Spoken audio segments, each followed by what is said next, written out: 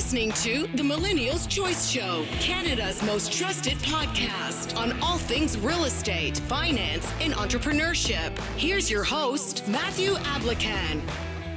What's going on, guys? Welcome to today's show. We are going to be talking about a lot of different interesting topics, from drug money laundering to a market update.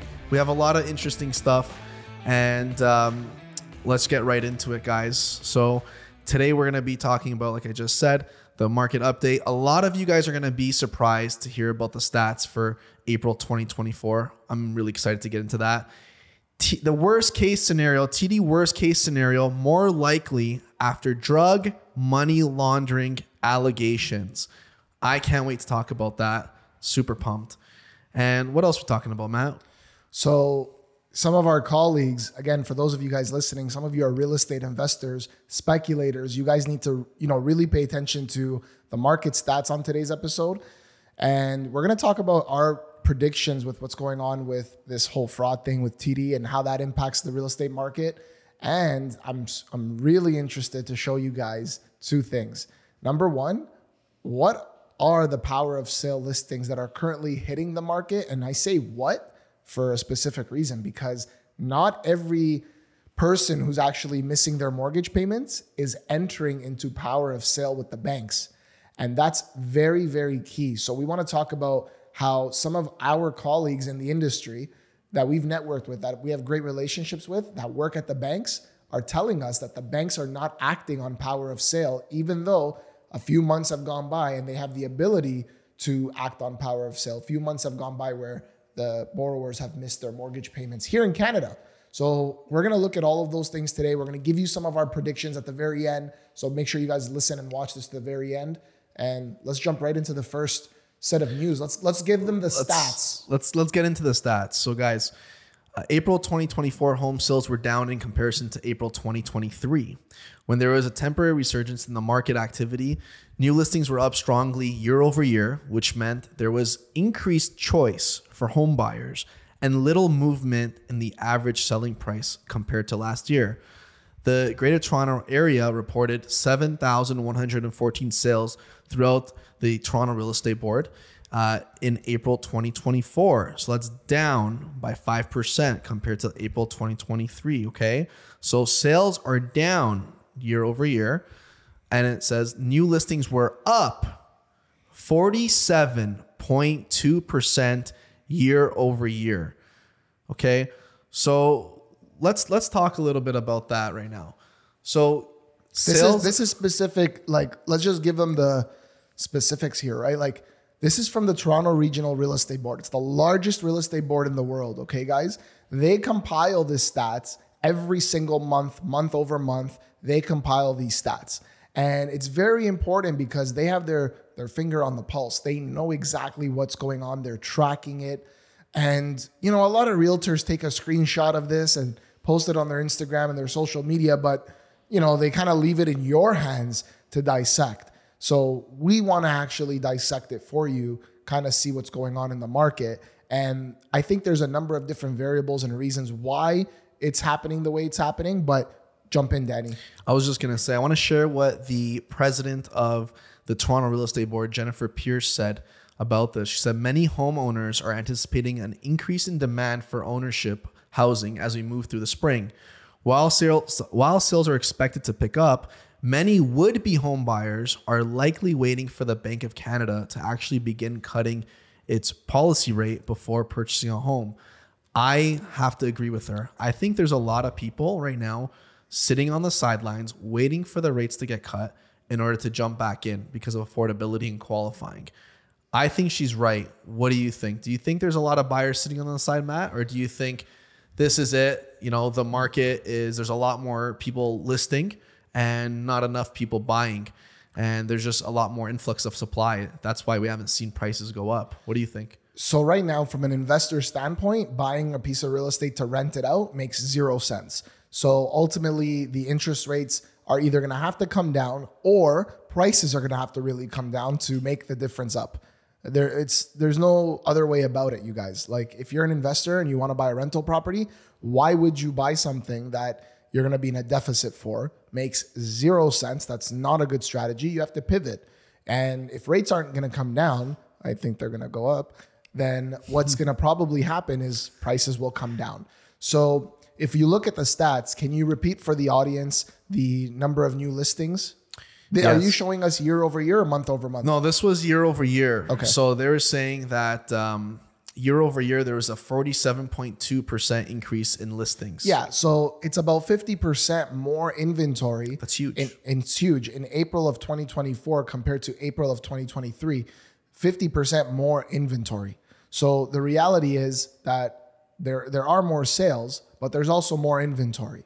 So this could be for a variety of reasons. Number one, we've had over 2.5 years, or 2 years and a couple of months, I should say, of interest rate hikes and higher interest rate environment. So people have, held it together, hoping that rates would get cut. And maybe now they're starting to really feel the effects of the higher interest rates. So they're putting their properties up for sale. They don't want to hang on to it anymore. They're definitely feeling the pressure. Sorry to interrupt. I think there's a lot of sellers out there that aren't going to be able to keep their payments right now because they must have probably renewed and they're probably sitting at 2%, guys, 3%. And now they're at 5.5. Or they're on variable like you. Like me. I'm on variable. I'm at 7% variable right now. And I'm holding on to dear life. And I was talking to Carson before this, and I've talked to you about this. I'm really, really considering locking into that 5.19%.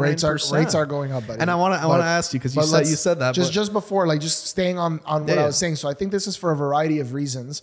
Number one, sellers are listing a lot more properties because, again, they might just be feeling the pressures of it. And it's been a long time. I mean, 24 months, 26 months of this is a long time, right?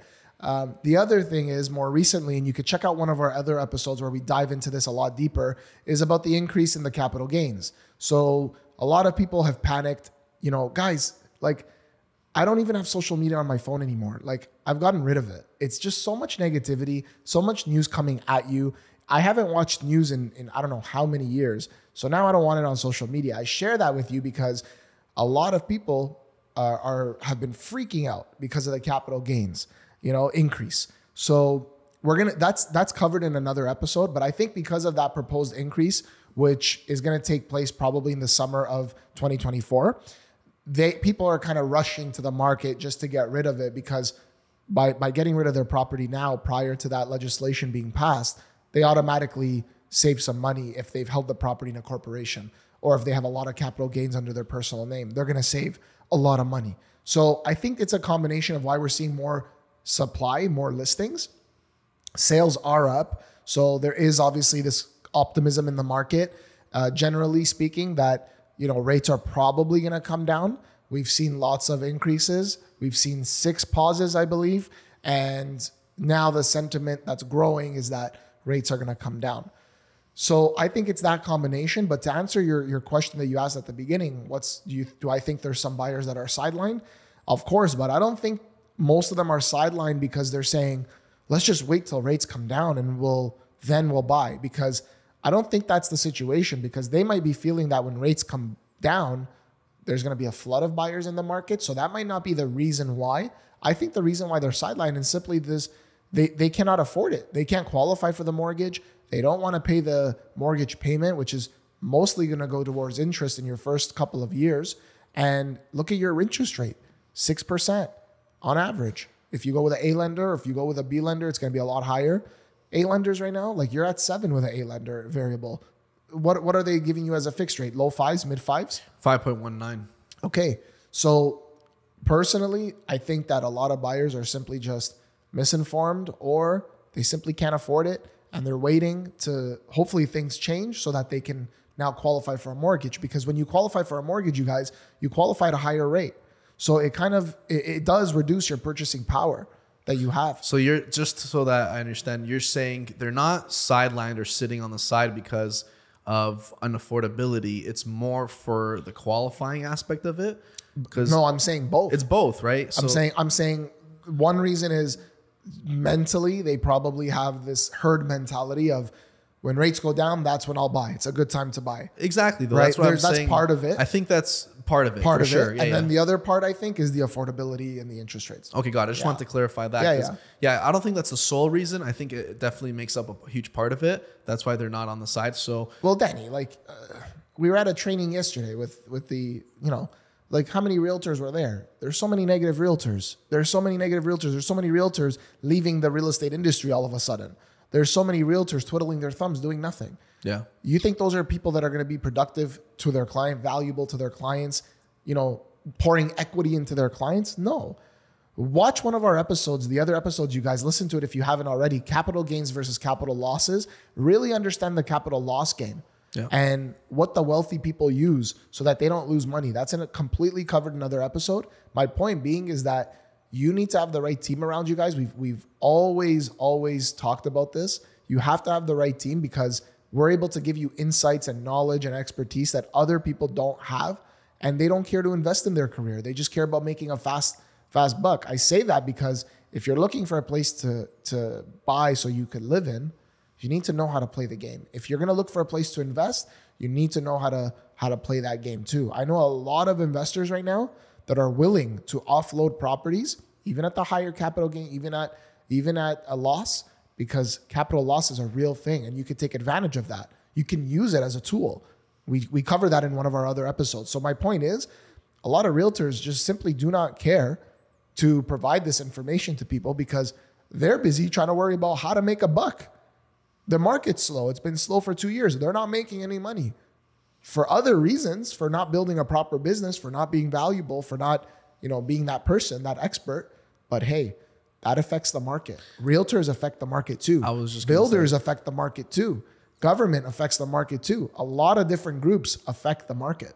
That was a perfect segue. I want to share what the TREP CEO says here about this article. That way we can wrap it up. And I want to get your thoughts on this, Matt. Sure. He said, all levels of government have announced plans and stated that they are committed to improving affordability and choice for residents. However, more work is needed on alignment to achieve these goals, whether we're talking about bringing enough housing online to account for future population growth or finding the right balance between government spending and combating inflation.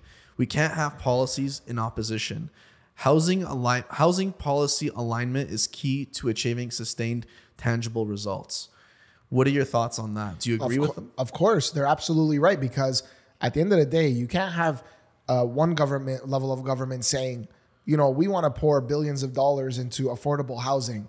And then, that particular level of government are experts at marketing. Because when they say affordable housing, they're not lying. They're telling you affordable housing. But when you hear that, when consumers hear that, you think they're talking about building more affordable homes, having more affordable homes that you could afford to buy and live in. They don't want to do that. Affordable housing is all about rentals, purpose-built rentals. And we cover this in other episodes as well, but purpose-built rentals, the government's dumping billions, the federal government's dumping billions of dollars into this program. Do I think it's valuable and needed? Of course I do. But there aren't initiatives that are close to that federally that are promoting building more homes for an affordable cost so that you can buy them to live in them. That's not happening at the same level. Then you have the provincial government saying, in the province of Ontario where we are at, they're saying we're going to pay the cities more money if they build more homes that people can buy and live in. That's fantastic. Then you have municipalities, and I deal with a lot of developers and a lot of builders, and I'm developing small parcels of land myself, so I see it firsthand. You have municipalities tying up the development process, taking forever to approve, different kinds of projects, and they are being unfair when it comes to development charges, park levies, things like that, where it really brings the cost of developing properties higher. And so you have this, you're in between, where this government wants to promote building more homes. This government's not really willing to reduce any of their cost or their legislative red tape so they could speed that process up, but they need the money from the provincial government. And then the federal government is saying, we just want to focus on rentals. So it's a huge disconnect when it comes to cities in Ontario, the province of Ontario, and the federal government. I completely agree with that person. I think they need to get in sync, and I don't think they do that enough. I don't think we see enough of the federal government, provincial government, the municipalities getting together to discuss these issues and just say, hey, what works and what doesn't. And the reason I think that's the case, that they're not doing that, is because that their ideology are completely, apart from one another. One group has an ideology for rentals and for whatnot. This group has an ideology for home ownership. And this group has an ideology of where they're thinking about, their pockets. The municipalities care about their pockets, and rightfully so, but there needs to be a balance. We don't have that right now. Well said. I want to move on to the next article that we were discussing today. Again, TD, worst case scenario, more likely after drug money laundering allegations. So let's get into this, guys. Yeah. This article by CTV News talks about how TD Bank Group could be hit with more severe penalties than previously expected, says a banking analyst, after a report that the investigation it faces in the U.S. is tied to laundering illicit fentanyl profits. Okay. Laundering illicit fentanyl profits. National Bank analyst said in a note that the worst case scenario of the multiple U.S. investigations TD faces needs reassessing after the Wall Street Journal reported the link on Thursday. So it says right over here how the U.S. Justice Department investigation is focused on how Chinese drug traffickers allegedly used TD to launder at least, are you ready for this? $653 million USD and bribed TD employees to do so. Okay, so I want to talk about this and get your thoughts, and we're also going to dive into how this might potentially affect. Yo, TD, can I get a mortgage? Or you're giving drug dealers $653 million. Can I get a mortgage? Can I get a $50,000 line of credit, please? But you have to hear what the person from TD said, what the rep said. He said, I regret that there were serious instances where the bank's AML, anti-money laundering program, fell short and did not effectively monitor, detect, report, or respond. This is unacceptable and not in line with our values. Who said that? This was the bank rep, TD Bank rep. They didn't say his name or anything like that. Yeah, so basically fell short of $653 million USD. That's basically him just saying, or she saying that, they just didn't do it. So they just simply didn't care. But here's the good news though, guys. Ready for the good news? The rep said that they've actually already invested $500 million in program remediation and platform enhancements. Okay, so they spent $500 million. So it shows they're trying to fix it, right? And do good by everyone. So let's spend $1.153 billion on how to stop giving money to drug dealers and how to stop laundering money. Really, TD Bank? Aren't the banks supposed to be the safe havens for us and our monies? Aren't we trusting the banks with our own monies, with our hard-earned monies every single day?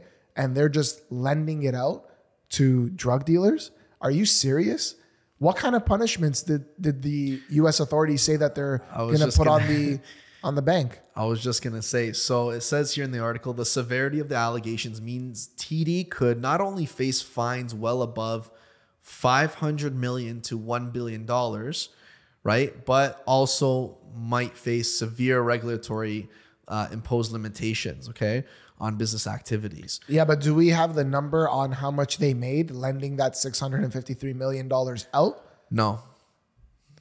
Usually, what do they say? 7 to 9x, no?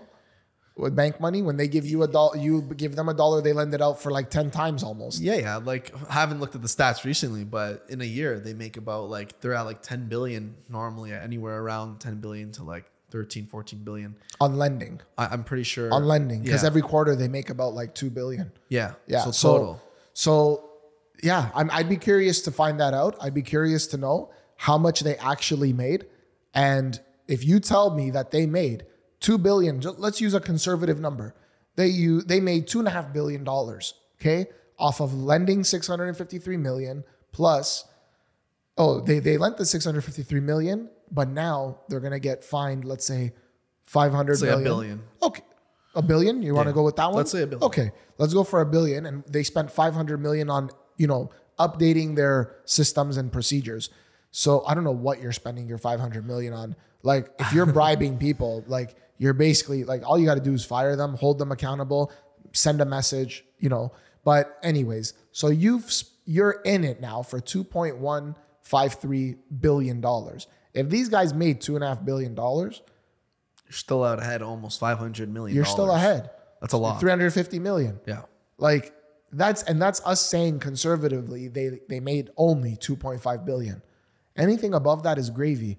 Would they be inclined to do this again? I'm going to go on record to say maybe, allegedly, I don't know. But I know from history that this happens all the time. This happens all the time, and different lenders get slapped with all kinds of fines, and then they just keep doing it and doing it. Why? Because they have stakeholders. Who are their stakeholders? Other parties. And they have a share price that they have to make sure is not going down and it's only going up. How do you boost your share price? Typically by boosting your profits. That's it. And so it's that fine line of like, boosting your share price, boosting profits, and walking an ethical line.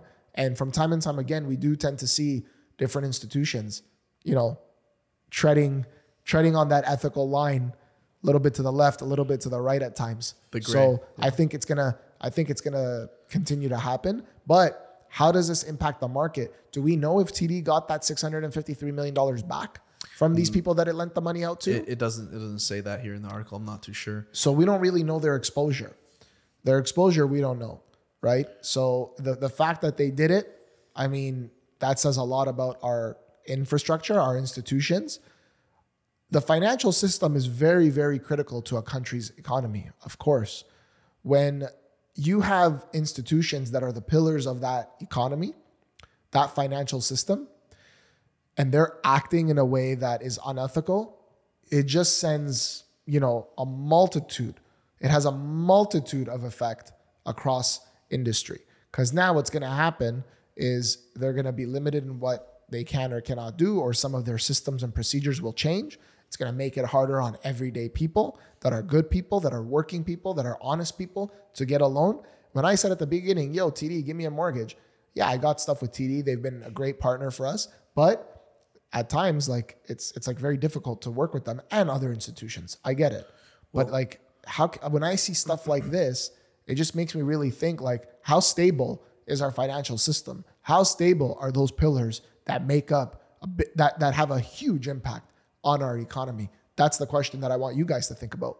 And on that note, like, I think this is a terrible thing because for a lot of borrowers, because like you said, what they're going to end up doing is tightening up and making sure that, or showing at least the governments that, we're doing all these different things now to make sure there is no more anti-money laundering and there's no money laundering, and we're going to enhance our anti-money laundering systems. And what's that going to do? I think it's going to make it a lot harder to get a mortgage. If you have your down payment coming from multiple different sources, I think they're going to be even more stringent on paperwork, showing where the money's coming from. Again, not necessarily a bad thing, but at the same time, it's like those people that ruined it for everyone else, where, there's good, honest people where, there's money sitting in multiple different accounts. Now, who knows what they're going to start asking for, right? And especially if you're getting money from your parents, is this going to affect that? If they're getting a gifted down payment, aren't they going to ask, well, now we need to see proof of where your parents or your family members getting the money from to make sure they're not getting that money from money laundering, from drugs and those kinds of things, right? And they're not laundering money. So I only think this is going to make it harder to get a mortgage personally when it comes to down payment confirmation. And I think that other banks are also going to follow suit with this to better prepare, or protect themselves and insulate themselves and make sure this doesn't happen to them. Because yes, money laundering is a problem. It's a really big issue, but it's really unfortunate because the borrowers are eventually going to be, getting the shit end of the stick. I don't want to, swear, but we're going to be getting shafted on this one. And, that's the whole thing, right? That pisses me off, where people like us, hardworking people that are honest, are going to have to do even more now to show the banks, listen, here's what we're doing. Here's where we got the money from. And, a lot of people are not going to be happy. I don't think they're going to be happy. So two things. Yeah. The main thing is what you're trying to say is that criminals are always going to find a way to make their money. Exactly. And be criminals. Okay. They're great at that. Some of them. So they're not really sitting back worried that TD is going to be spending $500 million on improving their whole system and way of doing things. They're not worried about that. Okay. But the second thing I want to talk about, China's sending so much fentanyl into the US, it's unreal. Like, this is proof of that. This is further proof of that. Where are the officials? Where are the authorities calling China out for this? Why is that not happening? That's a sidebar conversation, but that's the reality. That's what's actually going on. Why is there no one in Washington? Because this is taking place in US. Why is nobody in Washington calling them out for that? That's something I would really question and think about. Yeah. Let's get going on the power of sales stuff, because I'm really, really interested in this, because it connects a lot to our market predictions with this episode, because we looked at market stats. We looked at, the lending environment is changing. It's becoming harder and harder with these new changes. And there's lots of changes coming down the pipeline in terms of qualifying, I'm sure, in the next 12 to 18 months. But when you have money laundering, that affects the whole system. And so I want to look at the power of sales. Now, one of our colleagues told us recently that, and they are with one of the big 6 banks. Okay. They said that there are Canadians that are so delinquent in their mortgage payments. Like they are so delinquent that, the bank has the right to invoke power of sale now. So what that means is people have missed their payments 3 months, 4 months, 6 months. And now the bank has the right to take over their property and sell it. So that's typical of what a power of sale scenario looks like. And there are a lot of power of sales on the market now. And if you guys want a list of those properties, just send us an email, connect with us. The easiest way is to send us an email at info@millennialschoice.ca. We'll put it in the description. But there are a lot of power of sales from private lenders that we're seeing. Yep. And we'll give you a number on that shortly. But these banks, these A lenders, are not exercising their right to power of sale. That's what we're hearing. This is, towards borrowers, like I said, that are delinquent for 6 months, meaning they've missed mortgage payments for 6 months. They're still living in the property, or they may have left it. But the banks are not actually invoking and using their right to power of sale. Why? That's a very important question. What do you think your thoughts are on that? What do you think about that? I personally think that banks are not in the business of owning real estate. And I don't think they want this massive amount of people to all of a sudden have to list their houses and, go through the power of sale process, because it's a very long and, arduous process. And, the banks don't want that kind of reputation. The banks don't want to kick out families. They don't want to take their homes. They don't want to go sell it. They don't want to deal with all that. So that's why I think the banks are waiting. And that's why I think the banks are going to eventually reduce the rates, because they got to give some people some breathing room. Oh, hold on though. Hold on. So you're telling me that you think that these guys are waiting after someone has missed payments for 6 months, that they just don't want to look like they're kicking people out of their homes? They're running a business. Business is business. You borrowed money from them. And if you don't pay them back, the repercussions. You think they're waiting so that they just don't look bad, and you think that they're waiting so rates come down, and then what are they going to do for that person who's already delinquent 6 months? It's going to be very hard for them to get out of that debt. And if they're delinquent on their mortgage, which is usually the last thing Canadians are delinquent with, they're probably delinquent on everything else. I definitely think it's an optics scenario. I think optically they don't want to go and do power of sale. I think what they're going to probably do for those individuals when they come up for renewal, which means like your mortgage term is done, they're not going to renew their mortgage. And they're simply going to say, because you're delinquent for these many months, this is how much money you owe us. We need you to pay the mortgage amount in full, which they're allowed to do. And as a result, that person has to go find another lender that's going to be able to get the money from them and then pay off the lender. The problem with that is who is going to give you a new mortgage to pay out that existing A lender that you've been delinquent on? No one. No one. Unless it's a private lender. But even a private lender doesn't want to take on that kind of risk because you've been delinquent. You've missed 6 payments, 9 payments. You've missed a lot of payments. No one's going to want to lend money to you. That's just common sense. So I think it might make more sense for the bank to kind of give them that kind of out, and we'll say, this is the money you owe us without doing a power of sale. And I think that's going to lead to a lot of people listing their homes for sale on their own. So the bank gets what they want. They get their money and interest and missed payments, all those kind of things from the sale. Assuming there's equity. Assuming there's equity, for sure. Yeah. And while at the same time not being in the news, not being on City TV News or whatever, for kicking out families, right? That's a big difference in my opinion. So I think optics is a huge play. I think that's a huge part of it. And that's why I think they're not taking it to power of sale, because, you know, one family, you know, not making their payments, or an investor not making his payments because their rates are high and everything's tight, that's one thing. But if you have like a number of households that can't make their mortgage payments, and for the bank to go power of sale on all those families and all those homes, that's a really, really big headline. That makes headlines. That makes the news, right? Do you really want to be that bank that's on the 6 o'clock news for kicking out a bunch of families out of their homes? I mean, hey, some of those banks are in the news for laundering $700 million for drug dealers from China. So, I mean, hey, I don't think they're really worried about the headlines. I think it would be naive of us to think there isn't something bigger going on, because it just doesn't make sense. In the past, they've invoked power of sale, but maybe, as what you're saying, there's a lot more of it going on right now than there was before. I personally think it's one of two things. I think number one, I think they're waiting so that there's so much more, you know, supply that's going to be available because people are not making their mortgage payments. And currently the market conditions are not great to sell your property. They're okay. It's 50-50. A lot of stuff is selling. But as we saw, we gave you guys the stats at the top of this episode. You know, supply is up almost 50%.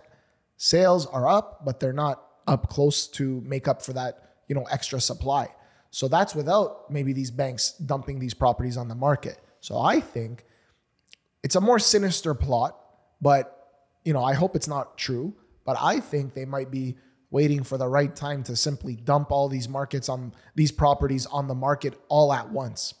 And there's this thing that's really going on in the States. It's really, really popular, where BlackRock is buying up so many single family homes.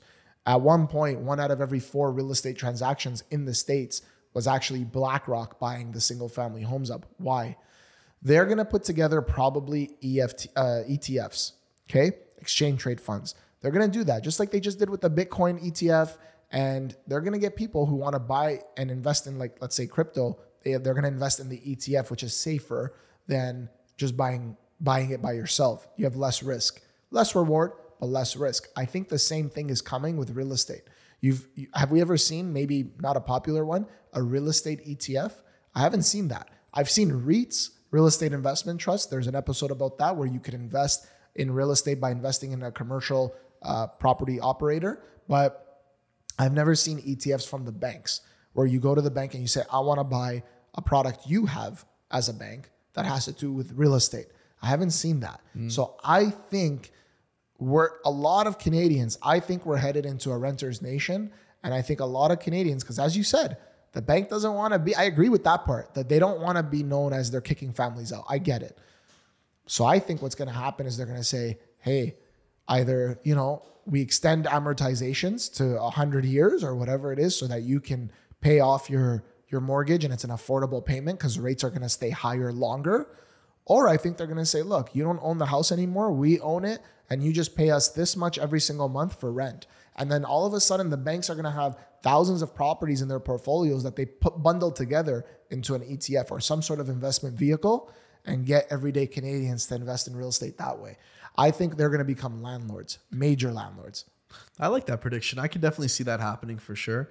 Where, I don't know, maybe do something where it's like a rent to own kind of situation, but like you'll never really own it because let's say it'll take you 100 years with payments of rent payments to own it later. And eventually, people will just give up and, give them the keys. But I could definitely see that happening. I just don't think, again, I think I'm not saying the whole reason why they're not going to power still is because of the optics. I think that's just a part of it. I also think that there's just a lot more that the banks can wait and see and do. Like, for example, if the people do, if the rates do come down with the Bank of Canada, right? Then a lot of people might have some more breathing room when it comes to, having more money in their pocket. If their rates come down, if they're in a variable rate mortgage, if they're in a fixed rate mortgage, honestly, you're kind of stuck right now. If you've locked into like a high rate and you came off like a 2% renewal, then you're stuck. I think a lot of those people are just going to realize that they have to sell eventually.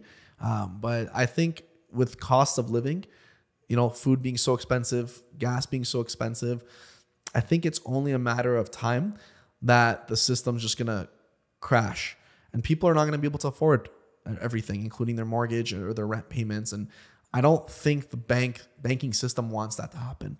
I think if that happens, a big problem is going to come to this country and this province, and a lot of people are going to be in really bad situations, and the banks don't want that. I think they want to keep the system going, and one of the ways to keep that going is to reduce the rates so that people can have some more money to spend. But again, that's just my prediction. I don't think they want the whole system to crash and collapse, but never know. I don't know, man. I don't know, because crashes are normal, but I just don't know really what the agenda is. I just see that from, what you can see right now, what's going on. There's more inventory coming online. Demand is still okay, but not where it needs to be. Rates, there are no clear signs that rates are coming down. Just because they've paused it doesn't mean they're not going to increase it anymore. And the reason I say that is because when you look at the reason why they're telling us the rates have gone up, it's because of inflation. And they want to get it down to this 2% target that's artificially created, right? But we're at 2.9% now. And they said it went up from 2.8 to 2.9. But what is the main reason when you're reading what the Bank of Canada's statements are or watching the videos? What's the main reason? The main reason they're saying is higher borrowing cost, higher cost for your mortgage. Well, guys, why did your mortgage payments go up? Why are the higher costs higher? Why? Because they raised the rates.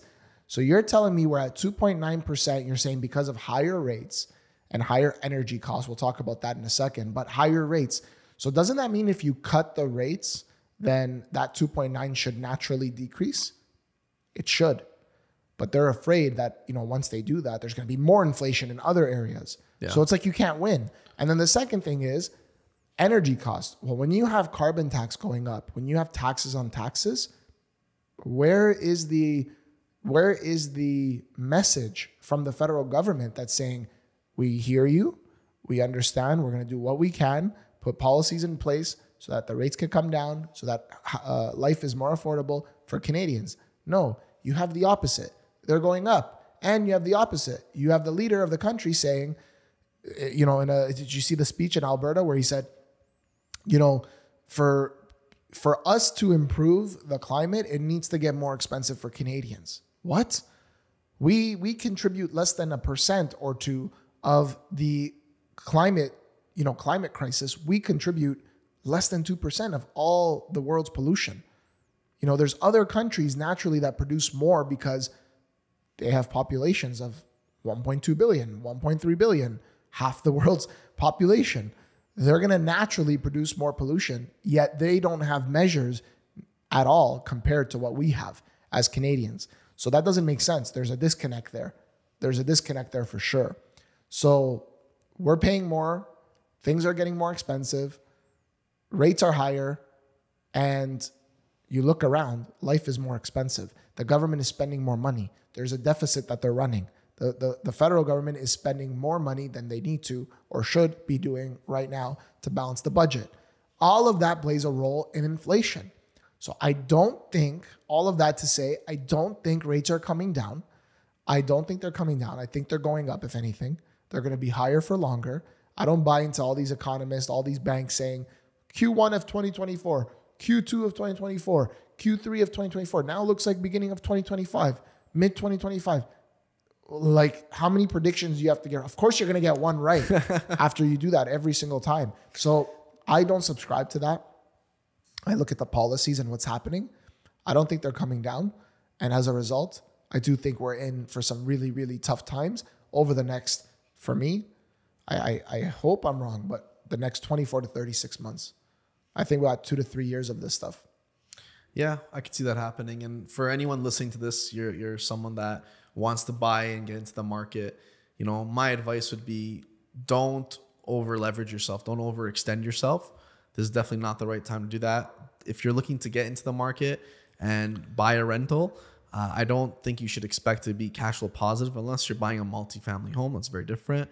If you're looking to get into the market, one really good avenue might be pre-construction. That route is really, really good because it's very flexible. You can get very flexible deposit plans. You won't have to worry about closing in 3 or 4 years until the place is built. So there's a lot less risk involved with that. But there's other risks when it comes to buying pre-construction that we've talked about in previous episodes. I would say, just be very careful with who you're working with, because there are a lot of agents right now out there that are just trying to sell you anything just for the sake of them being able to earn an income, right? And make a living as well too. So please find the right people and that you can trust, and people that have been in it for a long time and that will stay in it for a long time, and they're not just part-timers. Because eventually, those kind of people want to establish that relationship. So the advice they're going to be giving you is true and good advice. Yeah. So just want to put that out there for a lot of people listening to this that might be like, oh shoot, so like you told us all this, but what now? Because a lot of it is out of our control, right? So try to use whatever's in your control to your advantage and be more conservative. Don't over leverage or overextend yourself in this situation. There's no one size fits all investment plan or buying a home plan. You have to do what's right for you and your family. So that's very important. Getting a tailor-made plan for you is super important. When you look at rates going down, just back to that point, Japan right now is undergoing like a currency crisis. Their currency is extremely low, extremely bad. The government had to step in and buy back their currency. It's really, really bad. And guess what? Japan has had a long time of having like lower interest rates, even negative interest rates. Yes, their rates were negative. So we're not going to get into how that works right now. But my point is, now that their currency was collapsing, the central bank, which is equivalent to our Bank of Canada, stepped in and said, okay, we're going to give you guys confidence that we have control over this. We're going to start raising the rates. So they're still near zero. They're very low. And then they came out and they said, but we're not going to be very bullish on raising them. So people still started selling off their currency. Now, I'm not a currency expert, but they have extremely low rates and their dollar is collapsing. So don't bank, my point is, on lower rates improving the economy. It's not always going to be the case. Like, I think a lot of people feel that once the rates are lower, there's going to be this flood of buyers coming back into the market. I don't buy that anymore. I think after 2 years of this environment, it's shown a lot of people, perhaps, you know what? We don't need to own a property. You know what? It's out of reach. What was that Toronto Star article? You can pull it up. The Toronto Star, the headline, it was posted on my social media recently, where it said a lot of first-time home buyers, a lot of millennials and Gen Zs feel that home ownership is completely out of the picture for them. The article already is telling you, the news is already telling you that. What does that say? So I think people's mentalities have shifted a little bit. And I think we're in for a bumpy ride over the next 24 to 36 months. I hope I'm wrong. I hope the market just takes off, because I'm a property owner. That'd be great for me. But like, I don't believe that that's what's going to happen. I'm trying to be as realistic as possible. I think it'll always come back to there not being enough supply though, because if the rates come down and a lot of buyers do jump in the market, then it's going to do what happened in 2021, where just after COVID in 2020, a lot of people wanted to get into the real estate market. And what happened? The prices went through the roof in a very, very unhealthy way. And a lot of people overpaid for a lot of things, right? And I think those same people right now are definitely feeling it because of the renewals and things like that for the mortgage rates. But I don't think, the rates coming down, like you said, are going to create this huge, massive increase in the economy and pick up everything. I really don't think that's going to happen. I think things are just going to get more and more unaffordable. And that's where you come in, where now is the time to learn new skills. For those millennials or younger people, go and learn a skill. Go get really good knowledge on how to get good at something, and that way you can provide value to people. That way you can be able to earn more, and then also at the same time not just settle to be someone that's renting. Nothing against people that rent or renting in general, but again, I would say, depending on your lifestyle, if you're here and you're working here, it makes more sense to get into your own place because of your own security, knowing peace of mind that this is my home. I don't have to move because a landlord decides to sell one day. I think everyone should try to aspire for that, especially the younger generation. And if it means being smarter and, getting into the market by splitting it with a friend or a family member just for now to get in and start building the equity, again, makes sense. Not everyone's situation is the same. So definitely talk to a local expert, someone that you trust and that's reputable. That way they can create a plan that works for you. And I just want to put that out there for anyone that's listening to this right now. Anything else you want to add? Well, we want to show them how many power of sales are actually on the market now, because when you're talking supply and demand, I really do feel that some demand has been diminished. And I do believe that supply is on the rise, as we can see with the stats. So I don't know how that's going to play out, because I think a lot more would-be buyers are now going to be renters. And I think there's going to be a lot more supply than there will be demand in the short term, at least. We'll see how that plays out. But you have it open in front of you. You want me to pull it up? Yeah, here, pull it up. I got the window open. Carson, you want to help with that? Yeah. Quick? Thank you. Oh, no, Carson. Thank you. Sorry about that. Let's do this. So I normally do a map search. Nice. Your MLS is blue. You changed the color, eh? Yeah. Very nice. So what we're doing here, guys, is we're just pulling up, all property types: residential, freehold, commercial. And what we want to do is we want to see how many power of sale listings are currently on the market. And we'll be happy to give you a list of this.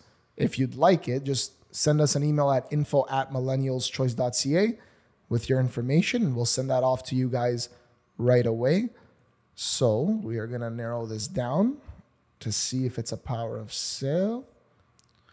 With power of sales, the thing that people have to know is there's the three different types of lenders, right? There's A lenders, there's B lenders, and there's privates. What I want to express to anyone listening to this is there's always power of sales happening, just in general, in a normal market, in a high market, and a low market. Majority, though, of those power of sales at those times are with private lenders, right? Where the rates are anywhere from, 9% to 13%, even 14%, right? That's where it kind of gets crazy with the numbers, and it's just unaffordable for people to make those payments, right? Because the interest is so high. So I'd be curious to hear from Matthew how many of those private or those power of sales are not from private lenders and from other traditional lenders like we were talking about. Because like I said, I think the reason why they don't want to go to power of sale is because there's a lot of people that are potentially not making their payments with the A lenders, and they don't want to just flood the market with a bunch of power of sales just because of how it looks to the general public and what kind of message that sends out to other lenders as well too. So right now, I haven't looked, but I'm thinking that not a lot of power of sales are going to be with A lenders. I think there might be a couple, but I think majority, correct me if I'm wrong, when you see it, are from private lenders, not from A lenders. These are going to be there. Well, we talked about the A lenders are not really rushing to the market. That's what I mean. With their power of sales. So these are mostly private. So just in the cities of Barrie, the surrounding cities, the smaller ones, Aurora, Newmarket, Bradford, King City, Markham, Vaughan. And again, these are across all property types: residential, freehold, condos, commercial, land, all that stuff. There's 159 power of sales. Holy. And now if we go a little bit more west towards Hamilton and Kitchener areas and Brampton and Mississauga, even Brantford, I'm not really looking at Niagara. You actually have another 150. So there's 300 just in those major cities alone. GTA. Yeah. That's GTA. And remember, that's just like GTA, Ontario. Like there are other provinces, there are other cities across Canada that these banks lend on. And so, you know, I'm sure it's probably in the thousands. Okay. Yeah. Overall. Yeah, for overall. sure. But like when we pull it up, just to be again clear on what Danny is saying, like who the lenders are here. Let's see the first one. Private lender. This is the same private lender. Another private lender. Fortune Real Estate. Power of sale with a private lender. That's 4. One of them is like sometimes it's not a big private lender, you guys. Like I could be a private lender. It could just be me. Like a person. Power of sale. So like this one I just saw, that's why it prompted me to say that. It's just like a rug company that lent money out to someone. Sounds a rug company? Yeah, it says rugs. I don't want to name the company, but it's a rug company. Power of sale. You know, one of them is look at this, in a condo building. It's actually the condo building, the corporation who's invoking power of sale. You know what that means? That means they didn't pay their maintenance fees. Wow. After a certain amount of time, and then the condo building itself can take over your property and sell it. So it's not even the lender. Chances are they've missed the mortgage too, though. So the condo building's invoking power of sale. Let's see who.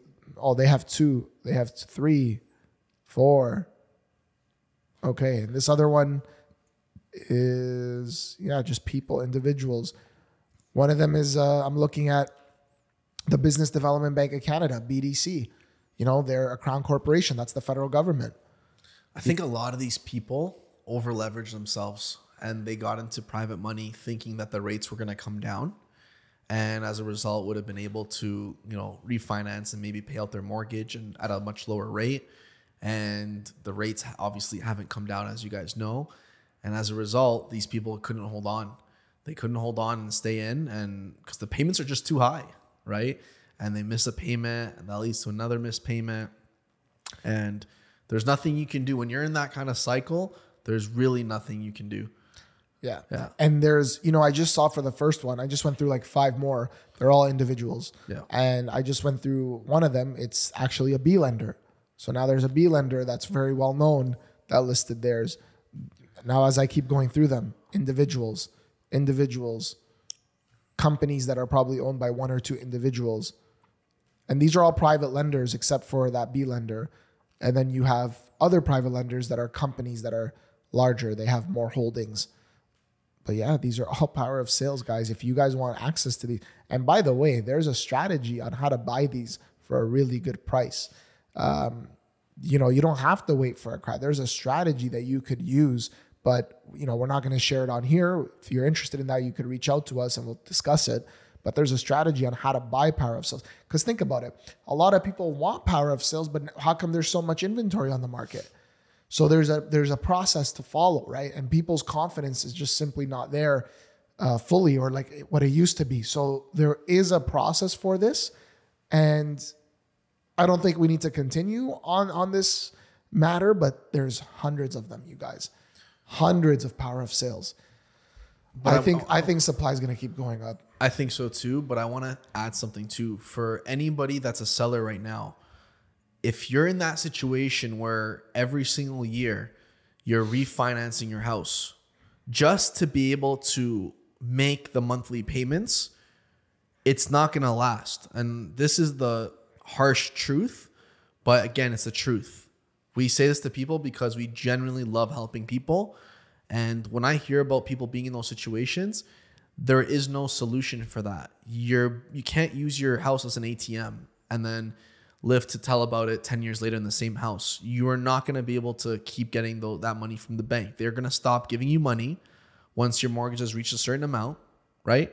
And then you're going to have to end up getting a second private mortgage to get more money, right? To make the payments. But then eventually that money's going to run out. You will be stuck. You're going to have to sell, or you're going to have to go into a power of sale. So what I recommend for anybody that's in that situation is don't let it come to that. Don't let it go to a private sale, because what a lot of people don't know, and you can share your thoughts on this too, is people that get their house put into power of sale have to pay a lot of fees, for a lot of legal fees for the banks having to put on power of sale.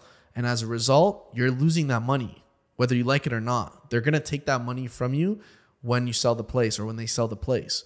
So try to avoid all that. Talk to a professional. Talk to somebody that has helped people in these situations and have gotten them out of it. And it's such a harsh truth, but you have to face it, because you're going to if you face it on your own earlier, you'll save a lot of money, I think, in stress and headaches. If you just kind of cut the rope and cut the tie there and move on, and maybe end up renting for a little while to rebuild yourself. And then there's nothing wrong with that.